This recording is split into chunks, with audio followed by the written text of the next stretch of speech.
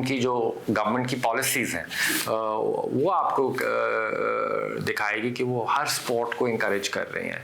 आज का जो इंडियन एथलीट है, और मैं बड़े फ्रैंकली बोलूँगा, जो आज का इंडियन एथलीट है, जितनी सपोर्ट इंडियन एलीट एथलीट को मिलती है, मेरा नहीं ख्याल उतनी support in terms of preparation किसी एथलीट को कहीं भी दुनिया में मिलती होगी age of today.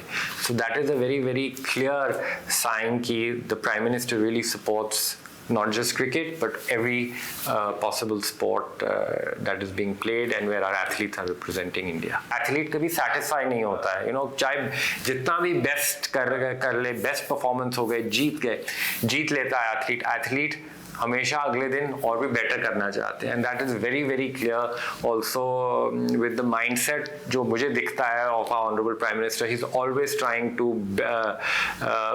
Do better, he is always trying to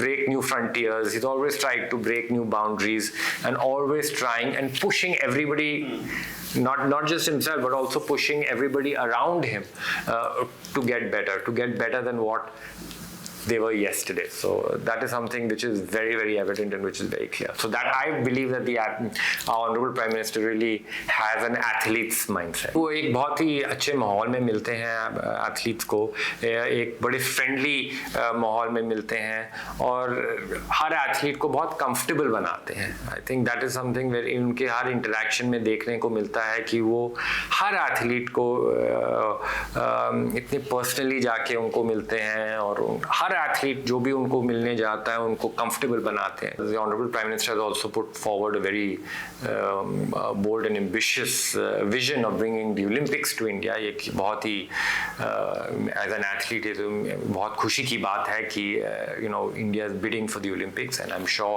बहुत काम हो रहा है towards making that dream a reality, और बहुत ही अच्छा मैटर और ग्रेट प्राइड का दिन होगा जब ओलंपिक्स इंडिया में आए। तो आई थिंक बहुत कुछ काम हो रहा है and the honourable prime minister truly loves sport and he is leading every aspect of development of sport in a wonderful way.